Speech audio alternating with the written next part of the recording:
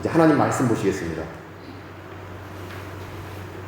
하나님 말씀은 요한일서 4장 9절부터 13절까지 말씀입니다. 하나님의 말씀을 경청하시겠습니다. 하나님의 사랑이 우리에게 이렇게 나타난 바 되었으니 하나님이 자기의 독생자를 세상에 보내심은 그로 말미암아 우리를 살리려 하심이라. 사랑은 여기 있으니 우리가 하나님을 사랑한 것이 아니요 하나님이 우리를 사랑하사 우리 죄를 속하기 위하여 화목제물로 그 아들을 보내셨습니다. 사랑하는 자들아, 하나님이 이같이 우리를 사랑하셨은즉 우리도 서로 사랑하는 것이 마땅하도다. 어느 때나 하나님을 본 사람이 없으되 만일 우리가 서로 사랑하면 하나님이 우리 안에 거하시고 그의 사랑이 우리 안에 온전히 이루어지느니라. 그의 성령을 우리에게 주심으로 우리가 그 안에 거하고 그가 우리 안에 거하시는 줄을 아느니라. 아멘. 특별찬송 충성목장 찬송가 308장 내 평생에 살아온 길 하나님께 찬송 올려드리겠습니다.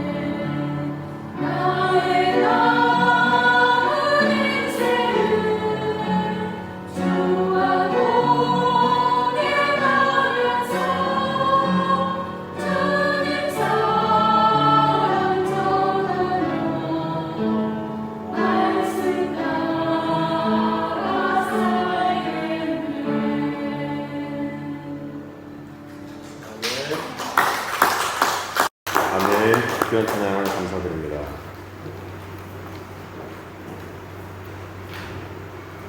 오늘 설교 제목은 하나님이 성도에게 주신 것이라는 제목입니다. 이 제목으로 말씀 전할 때 우리 안에 충만한 은혜가 넘치기를 소망합니다. 사랑하면 우리가 좋은 걸 주게 되어 있습니다. 사랑하면 뭐 나쁜 거 줄 리가 없습니다. 사랑하면 사랑하는 사람에게 좋은 것을 주게 되어 있습니다. 하나님은 우리를 사랑하십니다. 그래서 우리에게 좋은 것을 주셨습니다. 이 진리를 우리가 마음속 깊이 품을 때 우리는 마음의 원망과 하나님을 향한 불평이 나오지 않게 되는 것입니다. 하나님이 나를 사랑하시기 때문에 당연히 내 입장에서 볼 때는 나쁜 것처럼 보여도, 내 입장에서 볼 때는 이게 나쁜 걸 준 것처럼 보여도 하나님은 나를 사랑하신다라는 사실이 우리 마음속 깊이 새겨져 있다라면 하나님은 결국 그것을 좋은 것으로 바꿔주실 거야, 가장 좋은 길로 날 이끌어 주실 거야 라는 마음이 우리 안에 있게 되는 것입니다. 내 인생에 찾아오는 고난과 시련이 우리로 하여금 하나님을 원망하게 만듭니다. 그러나 하나님이 나를 사랑하신다 라는 사실이 우리 마음속에 있으면 우리는 그 원망과 불평이 그 기쁨과 감사, 찬송으로 바뀌게 되는 것입니다. 사랑하는 가족의 상실로 하나님을 원망할 때가 있습니다. 경제적 궁핍으로 우리가 하나님을 원망할 때가 분명히 있습니다. 계획했던 일이 막히면 하나님을 원망하게 되어 있습니다. 특별히 저는 계획했던 일이 막히면 그렇게 원망이 됩니다. 내가 계획하고 이렇게 1 더하기 1은 2 딱 떨어지게 다 준비했는데 어느 순간 갑자기 이변이 일어나고 어떤 제가 생각지 못한 변수가 일어나서 계획이 막히면 그렇게 원망이 드는 게 저의 악함이고 약함이다 생각됩니다. 이것이 바로 하나님이 나를 사랑하신다라는 마음이 있다라면 우리는 이 원망은 사라지고 기쁨이고 또 감사만 나오게 되는 줄 믿습니다. 그래서 우리가 기억할 것은 하나님은 언제나 우리에게 가장 좋은 것을 주신다는 이 사실을 우리는 기억해야 합니다. 시편 23편 말씀에는 그가 나를 푸른 풀밭에 누이시며 쉴만한 물가로 인도하시는도다. 우리를 가장 좋은 것으로 가장 좋은 길로 인도하신다는 하나님의 그 약속의 말씀인 것입니다. 우리를 푸른 풀밭 쉴만한 물가로 인도하시는 우리 하나님은 나를 사랑하시는 하나님이신 줄 믿습니다. 이 진리를 믿음으로 받으셔서 현재의 어떤 고난과 시련에도 불구하고 하나님을 찬송하시고 결국 그래도 나는 하나님이 축복된 길로 인도하실 거야, 쉴만한 물가로 나를 안정된 평강으로 인도하실 거야 라는 믿음 안에서 원망이 아니라 찬송 올려드리는 우리 모두 되시기를 축복합니다. 그렇다면 하나님이 우리에게 주신 좋은 것은 무엇입니까?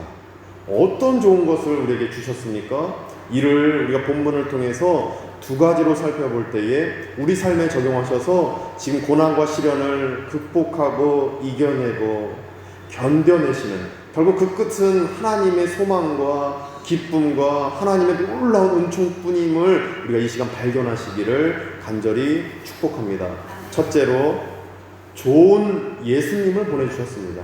좋은 예수님을 보내주셨습니다. 하나님은 이것을 우리가 깨달을 수 있습니다. 9절 보니까 9절입니다. 하나님이 자기 독생자를 세상에 보내심은 그로 말미암아 우리를 살리려 하심이라. 아멘. 세상에 보내심은 예수 그리스도를 이 땅에 보내셨습니다. 성육신입니다. 하나님은 자기 독생자, 자기 아들을 세상에 보내셨습니다. 성자 하나님을 이 땅에 보내셨다고 말씀하십니다. 보내신 이유가 무엇입니까? 이유가 중요합니다. 9절에 보니까 뭐라고 말씀하십니까? 우리를 살리기 위해서 이 땅에 보내신 것입니다. 우리가 누굽니까? 이 교회를 살리기 위해서, 내가 처해 있는 눈물 흘리고 아파하는 그 사업장을 살리기 위해서, 내 자녀들을 살리기 위해서, 우리 가정을 살리기 위해서, 나를 살리기 위해서 다 포함되는 것입니다. 우리를 살리기 위해서, 이 세상을 살리기 위해서 예수님을 보내셨다라는 것입니다. 우리를 구원하시려고 살리시려고 예수님을 보내신 줄 믿습니다. 이로 보건대 예수님은 하나님이 보내주신 좋은 선물입니다.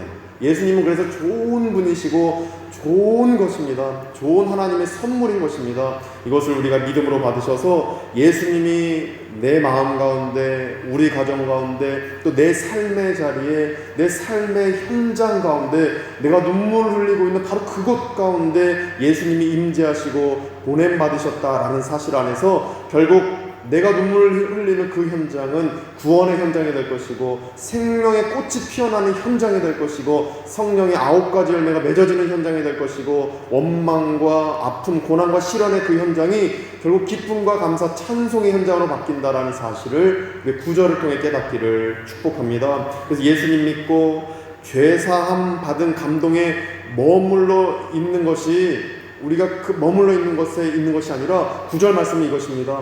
너희들 예수님 믿고 내 아들아 내 딸아, 예수님 믿고 구원받은 감동에 머물러 있는 것이 아니라 예수 그리스도의 임재는 계속 진행되며 지금도 우리에게 축복하시는 그 은총이다라고 우리에게 말씀하고 있다라는 것입니다.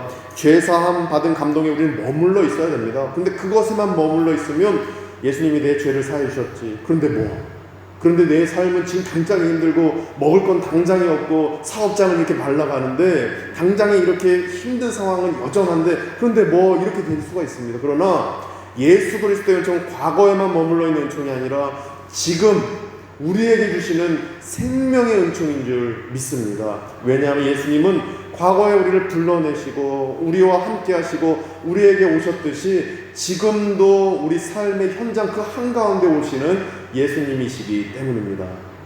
이 사실을 믿음으로 받으셔서 지금 우리에게 생명 구원을 주신 예수님 안에서 마음의 평강을 얻으시고 고난과 시련 속에서도 이 어려움들을 이겨내시고 하나님만 온전히 붙들고 나감으로 찬송 올려드리는 우리 모두 되시기를 소망합니다. 현재 어려움의 끝은 예수님 때문에 결국 구원이기 때문입니다. 현재 어려움의 끝은 예수님 때문에 결국 생명이기 때문입니다. 그래서 지금 당장의 고난은 결국 그 끝은 고난이 아니라 기쁨이 될 것이고 천국이 될 것이고 우리가 쉴만한 물가로 우리는 결국 인도함 받게 될 것입니다. 이것이 바로 9절에 있는 그로 말미암아 우리를 살리려 하심이라 라는 말씀의 의미인 줄 믿습니다. 이 말씀을 믿으시고 우리가 기쁨과 감사로 하루하루 이겨내시기를 간절히 축복합니다.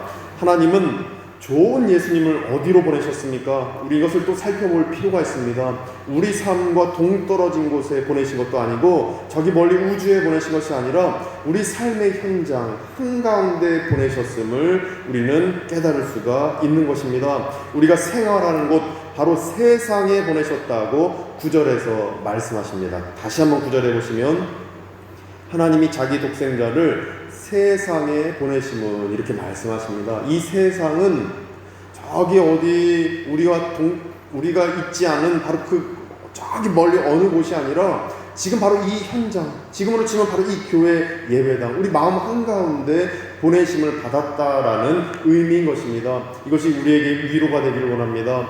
고난과 시련의 현장 한가운데 보내셨다는 것입니다. 아우슈비츠 수용소에서 눈물 흘리던 기독교 신학자가 하나님 대체 하나님은 어디 계십니까? 이렇게 당신의 자녀들이 고통받고 가스실로 다 끌려가는 이 상황에서 손톱 발톱 다 빠지면서 살려고 발버둥치는 이 상황에서 하나님은 어디 계십니까? 라고 할 때 하나님은 말씀하십니다. 내가 너와 함께 있다. 내가 지금 십자가 형벌에 함께 달려있다. 이 말씀을 하시는 것입니다. 이 말씀이 우리 삶에 적용되고 우리 마음 가운데 감동이 되기를 소망합니다. 예수님은 지금 발버둥치는 내 삶의 자리 한가운데 우리와 함께 계십니다. 십자가 형벌을 받으신 예수님은 지금 나와 함께 하셔서 내 아픔에 동참하고 계십니다. 그래서 예수님은 우리의 아픔을 다 하시고 우리의 삶이 가장 좋은 삶으로 바뀔 수 있도록 우리와 늘 손잡고 동행하시면서 우리를 이끌어주고 계십니다. 우리가 할 일은 무엇입니까? 이제 예수님을 잊고 쫓아가면 되는 것입니다. 예수님을 쫓아가면 되는 것입니다. 예수님을 쫓아가는 가운데 쉴만한 물가, 그리고 가장 좋은 곳, 가장 좋은 것을 갖는 우리 모두 되시기를 간절히 축복합니다. 예수님이 우리와 함께 하시는 것입니다. 왜냐하면 9절에 약속하시는 것입니다. 자기 독생자를 세상에 보내심은 우리와 함께 하신다라는 약속의 말씀인 것입니다. 따라서 이 진리를 믿고 내 삶에 이렇게 적용할 때 우리 안에 더 큰 은혜가 있게 되는 줄 믿습니다. 이렇게 적용해 보십시오. 좋은 예수님을 분주하고 혼란스러운 내 마음으로 보내셨다라는 것을 믿는 적용입니다. 또 좋은 예수님을 걱정과 근심 많은 우리 가정으로 보내셨다라는 적용을 해보시는 것입니다. 믿어보는 것입니다. 좋은 예수님을 막막한 나의 사업장으로 보내셨다라는 적용, 이것을 한번 믿어보는 것입니다. 또 좋으신 예수님을 하나님께서 영적 싸움이 가득한 선교 현장에 보내셨다라는 적용을 우리 삶에 해보는 것입니다.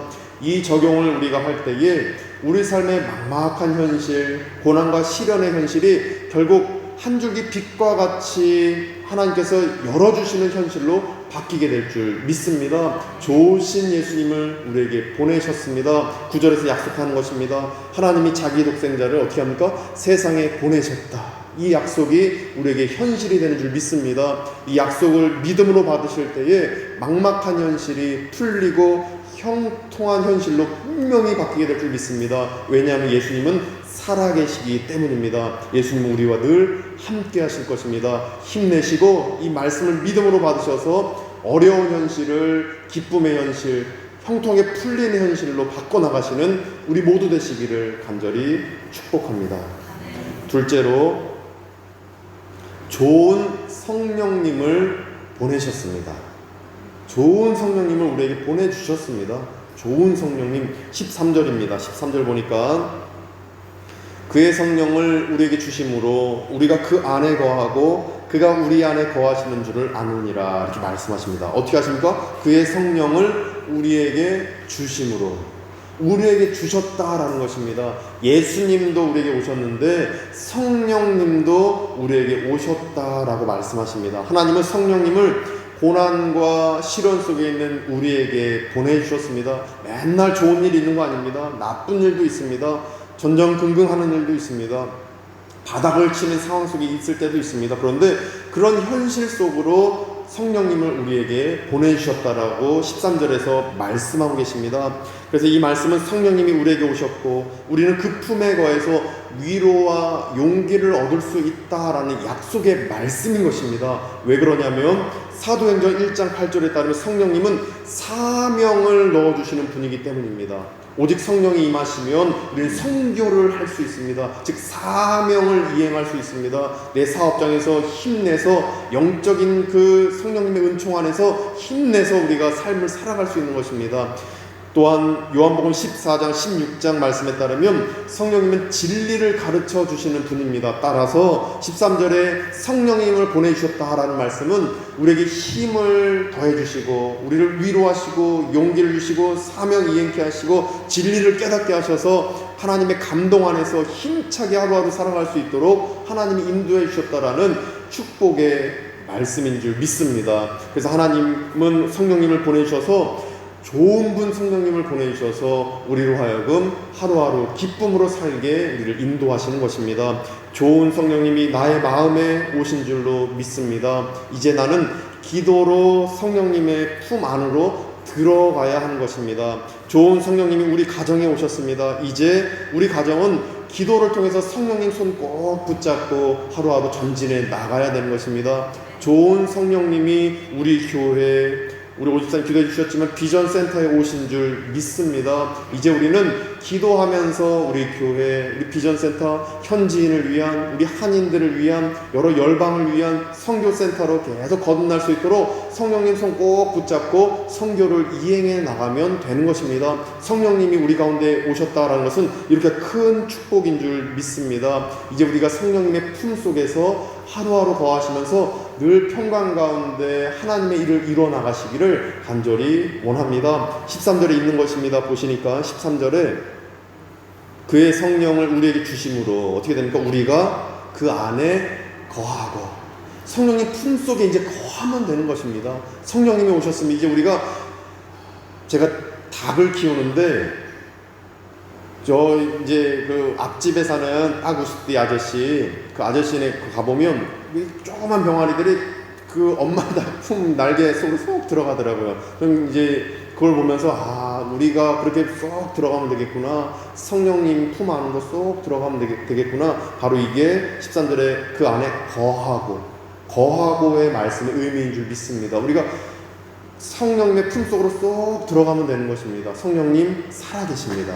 성령님은 우리와 함께 하십니다. 성령님 품 안으로 쏙 들어가는 축복이 우리에게 있기를 소망합니다. 그래야 우리는 고난과 시련 속에서도 이 상황을 이겨낼 수 있고 견뎌낼 수 있습니다. 왜냐하면 사도행전 1장 8절, 요한복음 14장 16절에서 약속했듯이 성령님이 힘 주시고 사명 주시고 소명을 주시고 힘있게 살아갈 수 있도록 예수님의 가르침을 우리에게 주시기 때문입니다. 이제 성령님을 우리에게 보내주셨으니 기도하는 가운데 성령님 품 안으로 쏙 들어가시는 우리 모두 되시기를 축복합니다.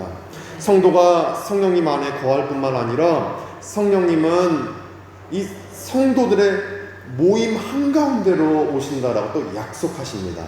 우리 삶에 또 내 마음속에 오실 뿐만 아니라 지금 다 성도들 모여있는 이 한가운데 오신다고 약속하시는데 13절입니다. 13절에 또 보니까 그가 우리 안에 거하시는 줄을 아느니라. 우리 안에, 이 말씀은 우리 한가운데 임했다라는 헬라어 그 단어의 의미인 것입니다. 우리 한가운데, 우리 모임의 한가운데, 우리 목장 모임의 한가운데, 우리가 그 특별 찬송 불러드렸던 충성 목장의 그 한가운데, 그 가운데 임하신다라는 말씀인 것입니다. 크리스찬 그룹 모임 그 한가운데 성령님이 임재하신다라는 약속의 말씀입니다. 사도신경에서 그걸 우리가 고백합니다. 성도들의 교제와 성령님 안에서 성도들의 교제, 이것은 바로 성령님 안에서 이루어지는 교제라는 사도신경의 그 의미인 것입니다. 성도들의 모임에 성령님이 임재하시기 때문에 성도들은 영적인 교제를 할 수 있습니다. 우리가 영적인 교제를 하고 큐티 나눔 우리가 매일 하고 있습니다. 카톡방에서 이것을 할 수 있는 이유는 성령님이 살아계시기 때문입니다. 큐티 카톡방에는 자카르타에 있는 우리 남편 집사님, 그러나 발리에 있는 아내 집사님 서로 연결됩니다. 왜 그렇습니까? 성령님이 함께 하시고 살아계셔서 그 나눔 속에서 성령님 안에서 성도의 교제를 이루어 가시기 때문입니다. 이것이 바로 13절 말씀에 있는 그가 우리 안에 거하신다라는 약속의 말씀의 그 축복인 것입니다. 이 말씀을 믿음으로 받으셔서 우리 한가운데 임하시는 성령님을 바라보면서 늘 찬송과 기도 올려드리는 우리 발리 하나님께 모든 성도님들의 그 모임 되기를 원합니다. 그래서 우리는 땅 밟는 기도하려고 모일 때도 기도에 늘 힘써야 되는 것입니다. 성령님, 우리 안에 역사해 주십시오. 우리가 성교회를 감당하고 하나님의 영광을 위해 나가기를 소망합니다. 우리 가운데 임해 주십시오. 기도해야 되는 것입니다. 또 크리스천 그룹 또 모이면 기도에 힘써야 되는 것입니다. 그래서 오후 2시에 모이면 찬양하고 기도하고, 그래서 제가 인도하는데 이렇게 해야 되겠다라는 마음을 가진 이유가 바로 성령님이 임재하시는 공동체가 되려면 이렇게 기도하고 찬송하고 늘 성령님을 의지해야 되기 때문인 것을 저는 감동으로 받게 됩니다. 또 한국어 학당 교사도 한국어 가르치려고 모인 게 아니라 한국어를 통해서 예수님 전하려고 모였으니까 기도하면서 나아가는 한국학당 교사가 되어야 되겠다, 이 마음, 이 감동을 제게 주시는 것입니다. 이것이 바로 13절에 그가 우리 안에 거하시는 줄을 아느니라, 이 말씀을 실천하는 적용인 줄 믿습니다. 이제 우리가 모이면 기도에 힘써야 됩니다. 성령님 안에서 힘쓸 때에 성령님 우리 안에 임재하셔서 늘 우리 공동체가 성령님의 임재 안에서 하나님의 영광을 위한 공동체 되게 해달라고 기도할 때에 우리 공동체는 하나님의 소망을 이루어드리고 하나님의 마음을 시원케 해드리는 냉수와 같은 공동체가 될 줄 믿습니다. 기도로 나아가는 우리 공동체 되기를 원합니다. 스카펙, 이 정신분석학자가 쓴 이 사람이 아직도 가야 할 길이라는 책은 베스트셀러 작가가 되었는데, 근데 이 스카펙이라는 분이 미국 사람인데 평화 만들기라는 책도 썼습니다. 우리 한국에는 평화 만들기 이렇게 번역되어 있습니다. 이 책에는 교회 공동체가 세상에 평화를 줄 수 있다, 이 내용이 담겨 있습니다. 교회 공동체가, 우리 발리아니 교회가 세상에 평화를 줄 수 있다, 이 의미인 것입니다. 또 크리스찬 그룹 그 공동체가 이 발리 땅에 평화를 줄 수 있다, 바로 이 의미입니다. 근데 이 책에 따르면 알코올 중독자로 멤버를 구성한 어느 교회 모임에서 구성원이 말하면 서로 이야기 듣고 위에서 기도해주고 뭐 이러한 일들을 행했다라고 이 책에 기록되어 있었습니다. 그런데 그 정기적인 알코올 중독자 교회 모임에서 구체적으로 이렇게 설명해 놓는 것입니다. 어떤 사람은 자기 얘기를 계속 하고 싶어 하는 것입니다. 계속 자기 얘기만 하는 겁니다. 남 얘기는 듣고 싶지 않고 계속 자기 얘기하고 싶어 하는 사람도 있고, 또 두 번째 사람은 어떤 사람은 자기가 원하는 대로 모임을 이끌고 싶어 합니다. 아이 그만 얘기하세요. 내가 할 때 얘기합시다. 자, 제가 한 번 더 얘기합시다. 뭐 자기 이제 좀 간식 먹죠. 뭐 이렇게 자기가 모임을 주도하려고 하는 것입니다. 리더가 오면 있음에도. 세 번째 사람은, 어떤 사람은 자신을 동정하지 말라면서 나 이제 이 모임에 안 올래요, 이렇게 삐지는 사람도 있다고 합니다. 또 어떤 사람은 전날 밤 술 먹고 사고 쳤다고, 자기가 이렇게 망신스러운 일을 했다고 나는 인간 말종이라고 죄송합니다, 뭐 이런 식으로 번역을 해놨습니다. 이 책에. 나는 이제 이 모임에 못 올 사람이에요, 나는 이렇게 약하고 악한 사람이에요, 이렇게 한탄하는 사람도 있었다고 합니다. 또 어떤 사람은 말하기 싫고 난 말할 거 없어요, 듣기만 할게요, 그냥 가만히, 뭐 우울증에 빠진 사람처럼 가만히 듣기만 하는 어떤 그런 사람도 있었다고 합니다. 근데 이렇게 다양한 멤버들의 얘기를 듣고 다른 멤버 구성원들이 자신의 경험도 들려주고, 이런 얘기 저런 얘기, 모난 사람, 가시 같은 사람, 고슴도치 같은 사람, 이런 얘기 저런 얘기 다 듣고 기도해주고 서로의 그 조언도 해주고 혼내기도 하고 품어주기도 하고, 이런 일들을 공동체 식구들이 서로 이렇게 관계를 맺었다고 합니다. 때로 엉뚱한 얘기하는 사람도 있으면 그 얘기 하지 마세요, 저런 얘기 하세요, 서로 이렇게 공동체가 관계를 맺어 나갔던 것입니다.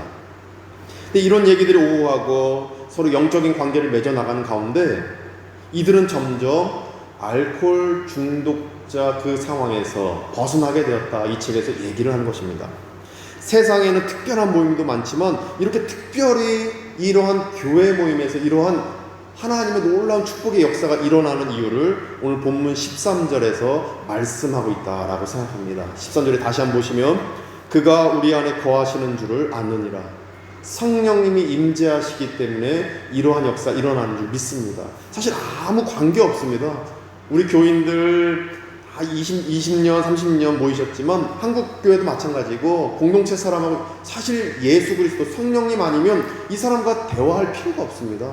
이 사람이 잘해줄 필요도 없고 같이 함께 밥 먹을 이유도 없고 함께 서로 도와줄 필요도 없고 위에서 어떤 기도해줄 필요도 없는 것입니다. 성령님이 계시기 때문에, 성령님이 우리 안에 감동을 주시기 때문에 우리는 품어주고 안아주고 기도하고 그 사람을 위해서 코치해주고 여러 가지 삶의 그 좋은 방향으로 이끌어주는 애씀들이 우리 안에 있는 것입니다. 왜 그렇습니까? 그가 우리 안에 거하시기 때문입니다. 성령님이 우리 안에 거하시기 때문에 우리는 이러한 일을 하게 되는 것이고 이러한 역사가 일어나게 되는 것입니다. 따라서 성령님이 우리 발리하님 교회 모임 가운데 거하시는 줄 믿습니다. 그래서 우리는 서로 관계를 맺고 영적인 관계를 맺는 가운데 우리 발리하님 교회가 하나님의 큰 선교적 역사들을 이루어내는 평화를 전하는 교회가 될 줄 믿습니다. 성령님이 거하시기 때문입니다. 그래서 바라기는 한인교회로 하나님께서 29년 전 설립해 주신 만큼 이제 한인 전도를 위해서 앞으로 우리가 계속 기도하며 전도에 앞장서는 우리 교회가 되기를 저는 소망하며 계속 기도하려고 합니다. 하나님이 일으켜 주실 줄 믿습니다. 낙타가 바늘귀에 들어가는 것이 정말 어렵고 기적과 같은 일이지만 하나님으로서는 하실 줄 믿습니다. 기도하면 되는 줄 믿습니다. 현지인 구원 충실히 행하면서 한국인 구원, 한인 구원도 충실히 해야 될 줄 믿습니다. 현지인과 한인들 충실히 기도하면서 우리가 힘내서 성령님 안에서 해나갈 때에 하나님이 우리 교회를 사용하시고 우리를 사용하실 줄 믿습니다. 하나님이 우리에게 좋은 것 주셨습니다.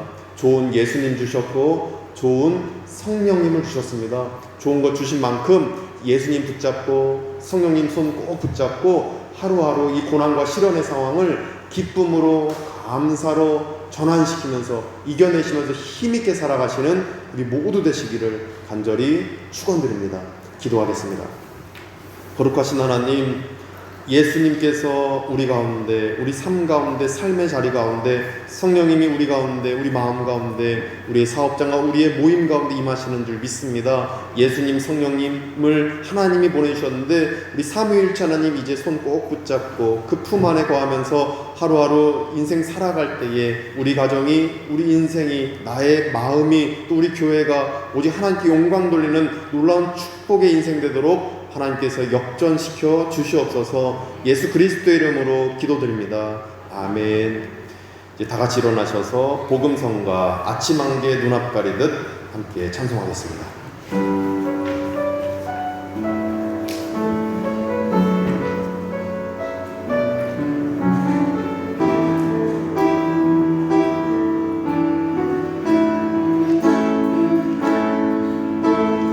아침 안개 눈앞 가리듯 나의 약한 믿음의 실상일 때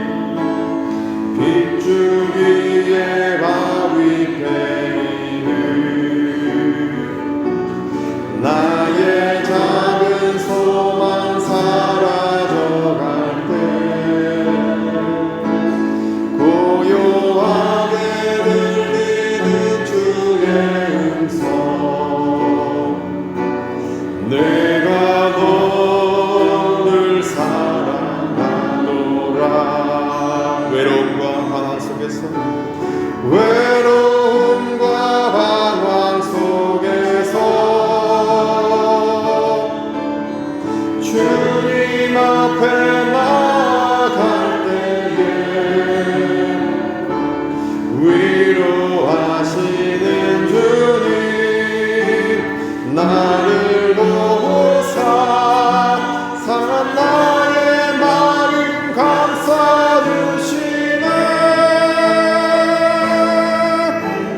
십자가의 보혈로서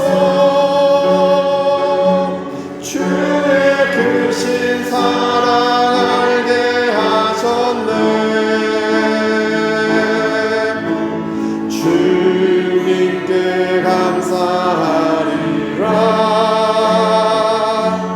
언제나 주님께 감사해. 외로움과 방황 속에서 주님 앞에 나아갈 때에 위로하시는 주님 나를 도사 상한 나의 마음 감싸주시네.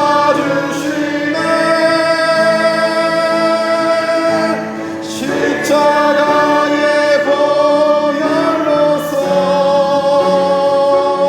주의 크신 사랑 알게 하셨네.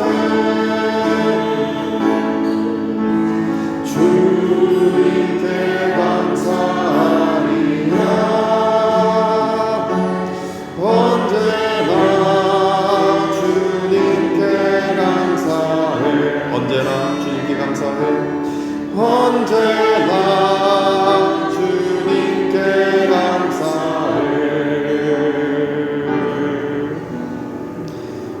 이제는 우리 구주 예수 그리스도의 은혜와 하나님의 크신 사랑하심과 성령님의 감화감동 교통케 하심이 좋으신 예수님, 좋으신 성령님을 좋으신 하나님이 보내주셨다는 진리를 믿기로 다짐하는 모든 발리안교 교우들과 그 가족들 가운데에, 우리 교민들 가운데, 현지인 직원과 아픈 환우와 그 가족들 가운데에 이제부터 영원까지 함께 하시기를 간절히 축원하옵나이다. 아멘.